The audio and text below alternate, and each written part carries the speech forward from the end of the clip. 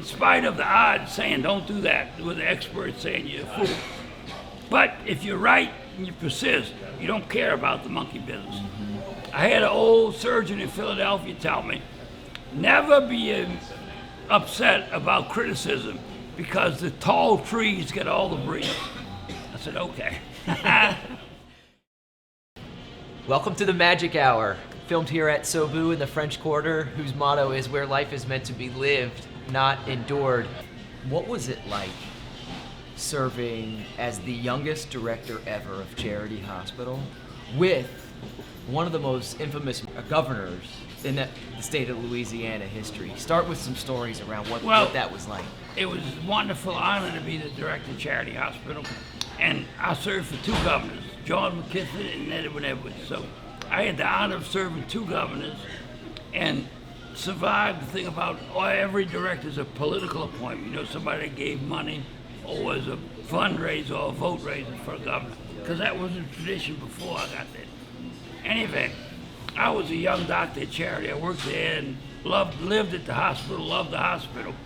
And so to get to be the chief executive to try to help and fix all the things that you thought could be improved was a great experience in my life. Great honor. You had mentioned when you started sharing that story that you loved working at Charity. Why did you love it so much? Every year, the deans of the medical schools and other great prognosticators would say, well, there's no need for the charity hospitals. All these public hospitals that serve the poor, that's a thing of the past. You are a 20th century anachronism. I said, good. After I looked up the word, I said, that's good. But guess what? Tell the 1 million people that come here for care that it's all out of date, huh? Tell those poor million they have nowhere else to go. And we had people like a governor that just flunked out in Louisiana, Jindal, didn't believe in the charity hospital, said that's just not their thing to do. Well, he's never been a sick, poor man with a hernia that couldn't work and needed it fixed, and no one would fix it with no insurance. So while the rest of America is debating what to do with health care, Louisiana did it. So I'm proud to be part of that. And we did a wonderful job and trained some wonderful physicians and took care of a lot of very sick people. When you think about your run in healthcare, and you're still practicing today, correct? I mean, yes, I work a few hours a week, but I'm semi-retired. What would you say is one of your greatest accomplishments in your career? Well, the first thing is I got Charity Hospital air conditioned. The first day I went into the building as a physician was July the 1st, 1961. I was an intern.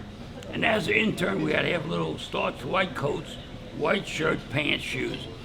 And so in that first day, I changed uniform 3 times because it was more than 96 degrees Fahrenheit in the hospital, indoors. So I said, I don't know who runs this hospital, but they ought to air condition it.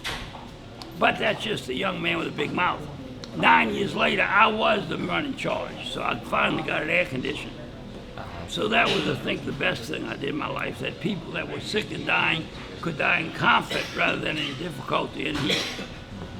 So I guess air conditioning charity hospitals was the greatest thing. The work I do is with college student tour guides. That's kind of what's inspired this series, is that I'm trying to share with them on a weekly basis how to make a meaningful connection with another human being, because they get to meet these students going on the campus tours every day. And you're going to have one of your grandchild starting this process this summer, Lynn Mary, as she goes looking at colleges. Yes.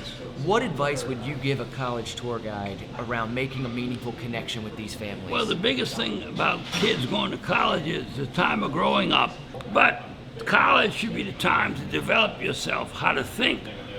And although you think that's foolish, it's the real reason to go to college, is to teach you to independently think, not to just repeat what your parents have said, or to say you have to believe what somebody told you, but you think it out for yourself.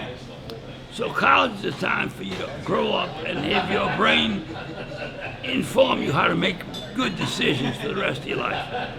Tell me the story when you actually spoke with the Pope. Remember, there was a bishop that came that got ill, and then tell me this one. This is one of my favorites. No, this is after I left the state. I was in private practice.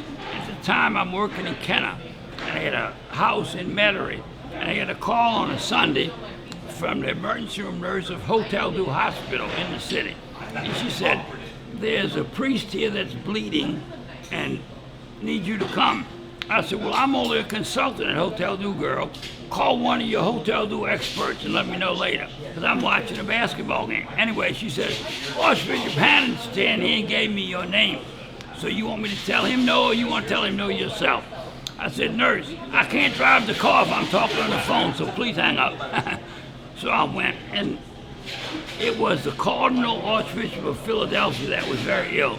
And I took care of him, and slowly got well. And what was his name? Do you remember? John Kroll. John Kroll, yeah.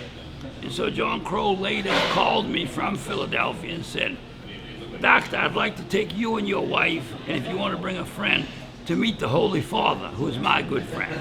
So I went with Catholic University and Cardinal Kroll to visit the Pope.